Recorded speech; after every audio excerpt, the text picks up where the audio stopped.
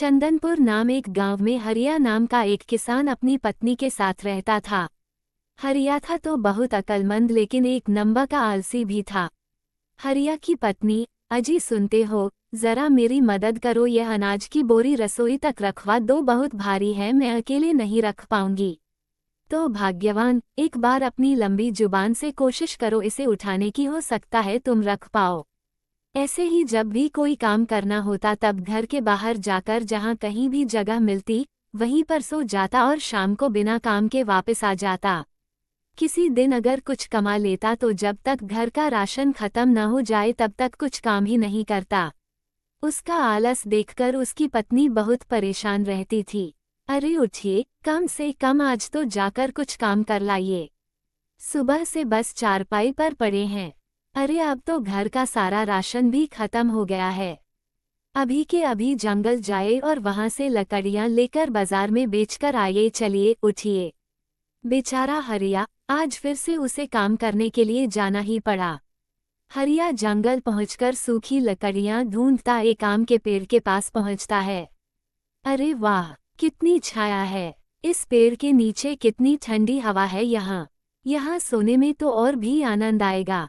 और वैसे भी लकड़ियां काटने के लिए तो पूरा दिन पड़ा है। इतनी दूर से आया हूँ, थोड़ा सो लेता हूँ। हरिया आम के पेड़ के नीचे लेट गया। देखते ही देखते शाम होने को आ गई। तभी उसी जंगल से एक साधु जा रहे थे। साधु बहुत दूर से आ रहे थे इसलिए उन्हें बहुत जोर से प्यास लगी थी। साधु ने बहुत ढूंढा लेकिन उन्हें आसपास पानी नजर नहीं आया। आगे चलकर उन्होंने पेड़ के नीचे सो रहे हरिया को देखा। अरे भाई, कौन हो आप, और इस तरह यहाँ घने जंगल में अकेले क्यों सो रहे हो? अब तो थोड़ी देर में अंधेरा भी होने वाला है। हरिया आलस में इतना चूर था। साधु को देखकर भी वह लेटा ही रहा और कहने लगा, साधु जी प्रणाम। साधु जी, आप अपना काम बताइए और मुझे सोने दीजिए। अरे यह आदमी बड़ा ही आलसी है। सुनो भाई, मुझे माफ करना, मैं बहुत दूर से चलकर आया हूँ तो मुझे बहुत जोर से पानी की प्यास लग रही है। आपको देखा तो सोचा आपसे पूछ लूँ।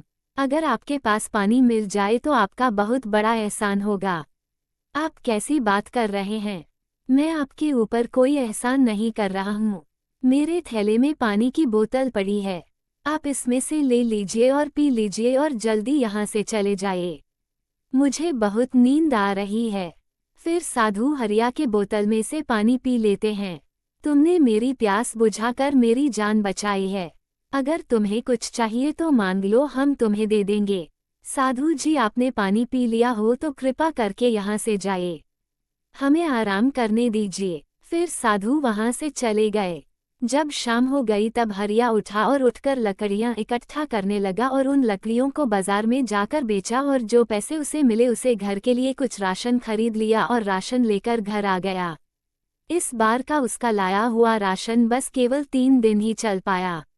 इस बात से गुस्सा होकर हरिया को उसकी पत्नी डांटकर बाहर निकाला। तब हरिया फिर से उस जंगल में चला गया। हरिया आज फिर उसी आम के पेड़ के नीचे लेटकर आराम करने लगा और किस्मत का करिश्मा भी ऐसा था कि वही साधु उसी रास्ते से बाजार जा रहे थे। उन्होंने देखा कि वह आदमी फिर वहीं लेटा है। अरे भाई, देखो तुम्हारे पास एक आम पड़ा है, उठ जाओ और उसे ले लो, नहीं तो कोई जानवर खा जाएगा। अरे साधु जी, आप फिर आ गए। अगर आपको आम चाहिए तो आप ले लीजिए, लेकिन मुझे परेशान मत कीजिए और यहाँ से जाइए।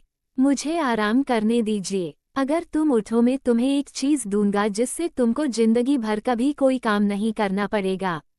साधु की यह बातें सुनकर हरिया तुरंत उठ खड़ा हो गया। साधु जी, क्या सच में ऐसा हो सकता है? फिर साधु ने अपना एक कड़ा निकाला। ये लो बेटा, तुम ये कड़ा ले लो, ये बहुत ही कीमती कड़ा है। तुम इस कड़े से जीवन भर अपने परिवार का और अपना पेट भर सकते हो। फिर साधु हरिया को कड़ा देकर वहां से चले जाते हैं। कड़े को पाकर हरिया बहुत खुश होता है। उसने कड़े को हाथ में पहना और घर के लिए निकल पड़ा। लेकिन घर के थोड़े नजदीक जाते ही उसके हाथ से वह कड़ा निकलकर वहीं गिर गया। फिर कुछ महीनों तक ऐसे ही चलता रहा। एक दिन हरिया उसी जंगल में लकड़ियां इकट्ठा कर रहा था। तभी वहां साधु आ जाते हैं। तुम फिर से यही काम कर रहे हो? मैंने तुम्हें इतना कीमती कड़ा दिया था, उसका तुमने क्या किया? साधु जी, जब मेरी किस्मत में यही सब करना लिखा है तो आपके कड़े देने से मेरी किस्मत थोड़ी बदल जाएगी। और वह कड़ा तो पता नहीं रास्ते में कहाँ गिर गया। बेटा, तुम बात तो बिल्कुल सही कह रहे हो। जो भी अपनी किस्मत में है वही मिलेगा। लेकिन ये बात भी सच है, बिना कुछ काम करे किसी को कोई फल नहीं मिलता। रुको, मैं तुम्हें अभी दूसरा कड़ा देता हूँ। नहीं साधु जी, मेरे पास जो भी है मैं उसी में खुश हूँ। ठीक है बेटा, लेकिन एक बात हमेशा याद रखना, जो जितनी मेहनत करता है उसे फल उतना ही मीठा मिलता है। इसलिए तुम अपना आलसीपन छोड़ो, मेहनती बनो। इतना बोलकर साधु चले जाते हैं। फिर हरिया भी अपने घर निकल पड़ा और हरिया ने ठान लिया था कि अब वो रोज मेहनत करेगा और आलसपन छोड़ देगा। फिर हरिया घर पहुंच गया और उसकी पत्नी बोली, ये देखिए जी, मुझे ये कड़ा आज घर के बाहर आंगन में मिला। कड़ा को देखकर हरिया कड़ा को पहचान लेता है। ये तो वही कड़ा है जो साधु ने दिया था। फिर हरिया को साधु की बात याद आ जाती है। फिर हरिया मेहनत करना चाहता था। फिर वह उस कड़ा को बाजार में जाकर बेच देता है। फिर अगले दिन से आलसपन छोड़कर मेहनत करने लग जाता है।